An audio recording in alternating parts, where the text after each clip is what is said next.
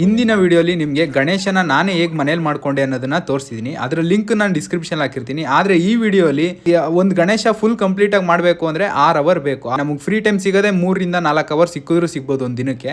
ಆದರೆ ನಾವು ಹೇಗೆ ಇವತ್ತು 2 ಅವರ್ ಮಾಡಿ ಆಮೇಲೆ ನಾಳೆ ಮತ್ತೆ ಕಂಟಿನ್ಯೂ ಮಾಡಬೇಕಂದ್ರೆ ಒಣಗೋಗ್ಬಿಡುತ್ತೆ ಅಂತ ಎಲ್ಲರೂ ಅನ್ಕೊಂಡಿರ್ತಾರೆ. ಆದರೆ ಅದನ್ನು ಹೇಗೆ ಪ್ರಿವೆಂಟ್ ಮಾಡೋದು, ಒಣಗೋಗ್ದಂಗೆ ಹೇಗೆ ತಡೆಯೋದು ಅನ್ನೋದನ್ನ ನಾನು ಈ ವಿಡಿಯೋ ತೋರಿಸ್ತೀನಿ.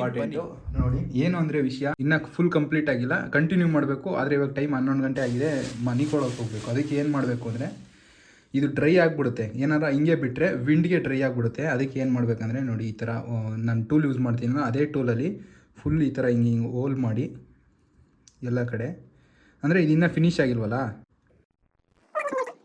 ಈ ಮಣ್ಣಿಗೂ ಅಷ್ಟೇ, ಈ ಮಣ್ಣು ಡ್ರೈ ಆಗಿಬಿಡುತ್ತೆ. ನಾವೇನಾರ ಪ್ಯಾಕೆಟಿಂದ ಓಪನ್ ಮಾಡಿದ್ರೆ ಏನು ಚೀಲದಲ್ಲಿ ಕಟ್ಟಿರ್ತೀವಲ್ಲ, ಪ್ಲಾಸ್ಟಿಕ್ ಚೀಲ, ಅದರಿಂದ ಓಪನ್ ಮಾಡಿದ್ರೆ ಫುಲ್ಲು ಡ್ರೈ ಆಗಿಬಿಡುತ್ತೆ.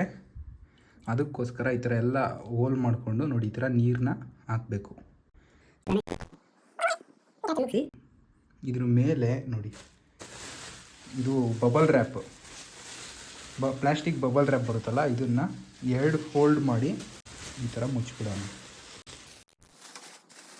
ಆವಾಗ ಈ ಯಾವುದೇ ಕಾರಣಕ್ಕೂ ಬೇಕಾರೆ ಇನ್ನೂ 10 ದಿನ ಬಿಟ್ಕೊಂಡು ಮತ್ತೆ ವರ್ಕ್ ಮಾಡ್ತೀನಿ ಅಂದ್ರೂ ಆವಾಗ್ಲೂ ಇದೇ ಸ್ಟೇಜಲ್ಲೇ ಇರುತ್ತೆ. ಆದರೆ ಇದನ್ನು ನೀಟಾಗಿ ಗಾಳಿ ಒಳಗಡೆ ಹೋಗ್ದಂಗೆ ಪ್ಯಾಕ್ ಮಾಡಬೇಕು. ಸುತ್ತ ಈ ಥರ ಪ್ಯಾಕ್ ಮಾಡ್ಕೊಬೇಕು, ಗಾಳಿ ಒಳಗೆ ಹೋಗ್ದಂಗೆ. 1 ತಿಂಗಳು ಬಿಟ್ಟು ಬಂದು ನೋಡಿದ್ರು ಕೂಡ ಅದು ಯಾವ ಸ್ಟೇಜಲ್ಲಿ ಇತ್ತಲ್ಲ ಅದೇ ಥರ ಮೆತ್ತಗೇನೆ ಇರುತ್ತೆ, ಮಣ್ಣು ಒಣಗಿರಲ್ಲ. ಆವಾಗ ಮತ್ತೆ ರೀವರ್ಕ್ ಮಾಡ್ಬೋದು. ನೆಕ್ಸ್ಟ್ ವಿಡಿಯೋಲಿ ನಿಮಗೆ ಗೌರಿ ಹೇಗೆ ಮಾಡೋದು ಅನ್ನೋದನ್ನು ತೋರಿಸ್ತೀನಿ. ಮತ್ತು ನಿಮ್ಗೆ ಏನಾರ ಟ್ಯುಟೋರಿಯಲ್ ವಿಡಿಯೋ ಬೇಕು ಅಂದರೆ ಡ್ರಾಯಿಂಗ್ದು ಕಮೆಂಟ್ ಸೆಕ್ಷನಲ್ಲಿ ಎಸ್ ಅಂತ ಟೈಪ್ ಮಾಡಿ. ಆಮೇಲೆ ನೀವು ನನ್ನ ಚಾನಲಲ್ಲಿ ಡ್ರಾಯಿಂಗ್, ಪೇಂಟಿಂಗ್, ಸ್ಕಲ್ಪ್ಚರ್ಸ್ ಈ ಥರ ಎಲ್ಲ ವಿಡಿಯೋಸ್ನು ನೀವು ನೋಡ್ಬೋದು ಮತ್ತೆ ಕಲಿಬೋದು. ಅದಷ್ಟೇ ಅಲ್ಲ, ಕಮರ್ಷಿಯಲೈಸ್ ಹೇಗೆ ಮಾಡೋದು ಆರ್ಟ್ನ ಅನ್ನೋದನ್ನ ಮುಂದಿನ ವಿಡಿಯೋಸಲ್ಲಿ ಮುಂದಿನ ದಿನಗಳಲ್ಲಿ ನಿಮಗೆ ಹೇಳ್ಕೊಡ್ತೀನಿ. ಬನ್ನಿ, ಒಟ್ಟಿಗೆ ಬೆಳೆಯೋಣ. ಸಬ್ಸ್ಕ್ರೈಬ್ ಆಗಿ. ಎಲ್ಲಿ